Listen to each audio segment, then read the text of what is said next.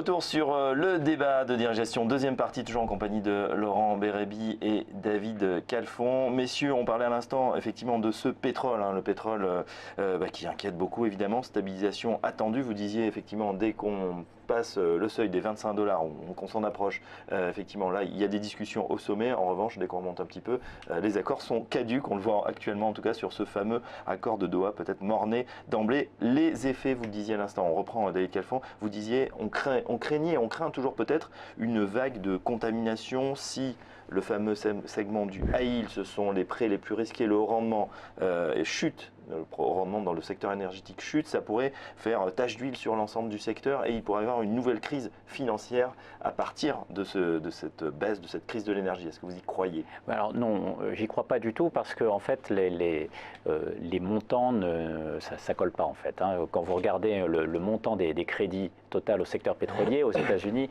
on a à peu près un stock de 300 milliards de dollars de dette. C'est un gros chiffre certes, mais prenez une hypothèse dévastatrice de défaut, on peut prendre 20%, c'est pas grave, 20% de défaut, du jamais vu. Même en 2008, on était entre 12-13% de défaut.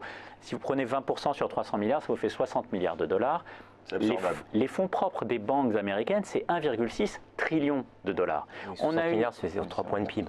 On a eu JP Morgan hier qui a annoncé des provisions. Alors tout le monde a dit, vous voyez, c'est horrible, ils provisionnent. Parce qu'ils sont inquiets. Parce qu'ils sont inquiets. En fait, c'est leur métier.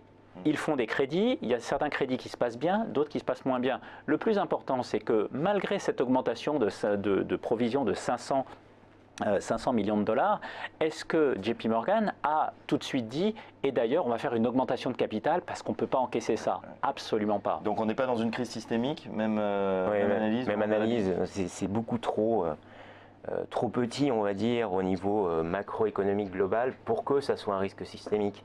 Même si on prend en compte les équipementiers, des producteurs de pétrole, même si on prend en compte l'ensemble large, on va dire, du secteur pétrolier, c'est beaucoup trop petit par rapport au PIB américain, notamment, pour justifier un risque systémique. Donc, pour moi, il n'y a pas de risque systémique du fait de l'impact du faible niveau du prix du baril sur les producteurs américains. Alors c'est absorbable et pourtant on a vu un secteur bancaire massacré et ça a atteint nos côtes, j'allais dire, puisqu'on s'est demandé finalement où étaient les pertes. On parle en fait, le secteur global ça fait 500 milliards, il y a eu une étude du cabinet Deloitte qui a dit ça c'est un tiers en fait des sociétés qui pourraient être en cessation de paiement avec un baril si bas, ça fait grosso modo 175 milliards. Où seraient les pertes? Et là c'est vrai qu'on a vu il y a 2 semaines un secteur bancaire européen complètement massacré. Pourquoi il y a eu cet effet contagion? Pourquoi on s'inquiète sur nos... Encore une fois, je pense personnellement que si le secteur bancaire a été massacré dans l'ensemble du monde, y compris en Europe, alors que nous sommes en pleine reprise, en pleine dynamique de reprise en Europe, c'est compte tenu des craintes de déflation mondiale. Bien évidemment, si vous pensez que le monde est à la veille de tomber dans une déflation et donc dépression, vous devez jeter le secteur financier parce que c'est le marqueur de risque. C'est le marqueur de risque. On va dire, c'est le secteur qui a le bêta le plus élevé par rapport à cette déflation, à ce risque de déflation. Donc automatiquement, vous devez jeter ce secteur-là. Voilà. Et ce qui s'est passé sur le secteur financier, pour moi, est très symptomatique de ce stress des marchés sur la crainte de déflation au niveau mondial. Mais on exagère, il n'y a pas réellement de risque, comme vous disiez tout à l'heure, de Alors moi, faillite. Je trouve qu'il y a certainement une exagération. Quand tu vois un titre comme Société Générale se payer 0,4 fois la book value, on peut commencer à se poser des questions. On voit à l'écran les primes de risque qui avaient explosé effectivement il y a 2 semaines. Bon, elles sont redescendues depuis. Ce sont les fameux CDS, donc les indices de la peur, ceux qui se couvrent. Alors il y a dans ces primes de risque, il y a le cas de la Deutsche Bank qui est un peu spécifique, mais qui n'est pas reproductible, on va dire, au niveau de l'ensemble des banques en Europe. Donc pour moi, la Deutsche Bank, c'est très spécifique. Mais je dirais qu'il y a eu 2 choses sur les banques. Il y a eu le premier, bien entendu, les craintes sur le secteur pétrolier, mais on a également eu ces derniers temps des annonces sur les politiques de taux d'intérêt négatifs. Et tout le monde s'est dit, attention, plus on passe en taux d'intérêt négatif, plus ça va manger sur le compte des résultats des banques et ça va finir par les mettre en Alors à ce niveau, moi j'ai défaut. plutôt une interprétation différente. Allez-y. C'est que, en fait, en actant les taux d'intérêt négatifs et en le justifiant par le fait que les taux d'intérêt négatifs peuvent être de plus en plus négatifs, c'est ce qu'a dit Mario Draghi, si le taux de rendement du capital, finalement, le justifiait, c'est-à-dire si le taux de rendement du capital était négatif, vous actez le fait que l'économie mondiale est entrée en déflation. Parce que le taux de rendement du capital ne peut être négatif que lorsqu'il y a déflation. Donc c'est une autre interprétation, encore une fois, mais d'un point de vue macroéconomie financière. Donc en fait, les taux négatifs, ça inquiète encore plus, ce qu'on a vu sur la Banque du Japon. Exactement. Donc la politique de taux d'intérêt négatif qui maintenant est en train de se diffuser, Banque du Japon maintenant, qui a été initiée plutôt par la BCE, mais qui est en train de se diffuser. Et la manière dont on le justifie aujourd'hui fait craindre au marché davantage qu'on soit à la veille de tomber en déflation. Donc là, il y a des externalités qui sont très négatives pour les marchés et qui dépassent finalement l'impact positif d'avoir un taux d'intérêt un peu plus négatif. Mais c'est là où la prochaine réunion de la Banque Centrale Européenne va être très intéressante. Alors c'est 16 mars, ça approche. Exactement, parce que tout dépend de comment ils vont utiliser ces taux d'intérêt négatifs. Et on pourrait tout à fait imaginer que, de même qu'ils ont mis en place le TLTRO, qui avait une approche différenciée selon les banques. Soit vous étiez un bon élève, vous prêtez de l'argent, vous avez accès à des liquidités, soit vous êtes entre guillemets un mauvais élève, vous gardez votre argent sur votre bilan et auquel cas on ne vous donne pas de liquidité.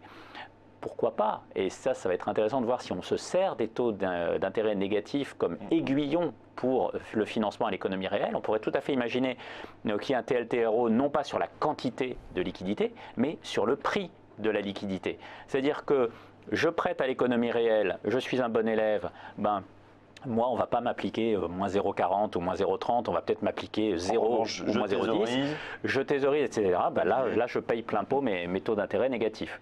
Ce n'est qu'une piste. C'est le 10 mars, je crois que Mario Draghi va intervenir, et c'est le 16 mars pour la FED, mais c'est vrai que ça sera une semaine importante puisque c'est historique, on a quand même des politiques divergentes. Et là aussi, il y a des enjeux. Mais globalement, ça signifie quand même que les grandes banques centrales des pays développés, donc que ce soit la FED ou que ce soit la BCE, ont un comportement inquiétant aujourd'hui. Mais je pense qu'on arrive aussi un petit peu à la limite de ce que les banques centrales peuvent faire toutes seules. C'est-à-dire que Mario Draghi, d'ailleurs, à chaque conférence de presse, il le dit, et on a l'impression qu'il supplie les États, il dit « mais faites vos réformes, venez prendre le relais ». Parce que ça fait quand même depuis 2008 que les États ne jouent plus leur rôle d'acteurs contracycliques. Il n'y a plus de relance budgétaire. Il n'y a plus de relance budgétaire, effectivement. Bon, après, les caisses sont vides, je vous apprends rien, David. Au début, s'il y en a eu. Il y en a eu. Au début, il y en a eu. Jusqu'en 2010, on va dire, il y en a eu. Après, oui, mais après, vous n'êtes plus dans vos ratios d'endettement. Du coup, la Commission Bruxelles en Europe vous tape sur les doigts, donc il faut se redésendetter. Et effectivement, ça alimente la crise. Mais il y a des outils qui restent encore très intéressants, dont on ne parle plus du tout. Le fameux plan Juncker, c'est de l'investissement. La taille est peut-être un peu modeste. On n'en entend plus parler. Mais c'est ce qui manque à l'Europe en ce moment, c'est que l'Europe reprenne son rôle d'investisseur et de promoteur de développement économique. Ce n'est pas les sujets qui manquent, entre la construction avec les immeubles à rénover aux nouvelles normes écologiques, entre la recherche et développement sur l'énergie nouvelle, etc. Les innovations, on a énormément on aurait de quoi de faire sujets. un grand plan Marshall en Europe, mais le plan Juncker, c'est pas tout à fait ça. C'est pas le grand soir. Messieurs, on se reconnecte au marché boursier. Je voudrais avoir vos analyses sur ce qu'il est possible de faire, parce qu'on est quand même dans un environnement, on va dire, ultra volatile. On sent que même les gérants de grandes sociétés ont du mal à soutenir la cadence. Quand on a revu des moins 3, des plus 3, donc une semaine, il y a 2 semaines à moins 5%, après on reprend 6%, c'est extrêmement compliqué. Qu'est-ce que vous préconisez dans cet environnement en ce moment, Laurent Bérabi? Alors, les marchés vont rester volatiles. Les marchés vont rester volatiles, ils ne sont pas encore suffisamment stabilisés pour avoir une tendance, on va dire, haussière régulière, alors que les fondamentaux le justifieraient encore une fois, parce que les marchés sont allés beaucoup trop loin. Donc moi, ce que je conseillerais, bien évidemment, si les investisseurs ont dégagé suffisamment de cash avant de la baisse des marchés, c'est ce que j'avais préconisé moi à mes clients personnellement, c'est de réinvestir ce cash progressivement. C'est-à-dire si on a des nouvelles phases de baisse, on peut réinvestir. Exactement. Sur les niveaux que l'on a aujourd'hui, c'est-à-dire que finalement ces niveaux de 3900 ou 4000 sur le CAC par exemple, sont des niveaux qui pour moi devraient tenir. Alors ça ne veut pas dire qu'on ne peut pas aller plus bas de manière très, très, très brève, mais que ce sont des niveaux pour moi sur lesquels on peut réinvestir.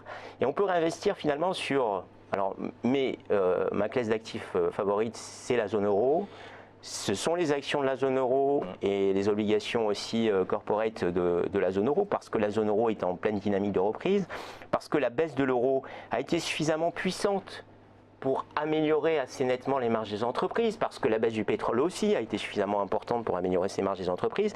Et donc finalement, on a du côté des entreprises des résultats et des marges qui sont bien meilleurs. Et notamment les entreprises qui sont tournées, encore une fois, il faut faire la distinction entre les entreprises qui sont énormément tournées vers la zone euro et celles qui subissent les contre-coups de la réorientation de l'économie chinoise, par exemple. Ça, c'est très très important. Donc, parmi les secteurs, un secteur qui est en pleine bourre, entre guillemets, aujourd'hui, c'est le secteur automobile. Parce que toujours. On a des bons résultats de Peugeot ce matin, effectivement. Très bons résultats. Il faut voir qu'au niveau mondial, on a des nouvelles immatriculations qui augmentent sur un rythme de 10% l'an.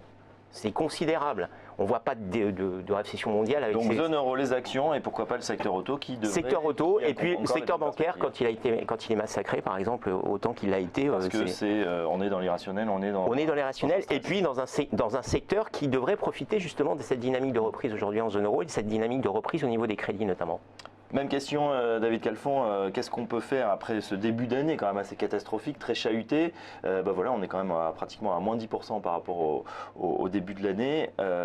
Qu'est-ce qu'on fait chez Amaïka? Nous, c'est simple. Hein, quand on voit des phases d'irrationalité, on reprend sa copie, on revisite tous les fondamentaux. Il vous restait du cash, alors vous médifiez un petit peu? En fait, nous, on a augmenté au fur et à mesure de la baisse des marchés, on a eu tendance à augmenter notre exposition action. Voilà, donc les fonds les plus dynamiques sont à présent surexposés quasiment au maximum de leur exposition action, ce qui nous a permis de bénéficier de la reprise de la semaine dernière à plein. Maintenant, on reste bien entendu vigilant pour essayer de naviguer dans cette volatilité qui, je suis entièrement d'accord, va rester extrêmement élevée tout au long de l'année. Mais maintenant, si on regarde sur l'année, il est très clair que la classe d'actifs actions, c'est par défaut celle où on va avoir les meilleurs rendements, surtout si on investit aujourd'hui. Donc ça offre encore les meilleurs rendements actifs, donc les actions, zone euro toujours?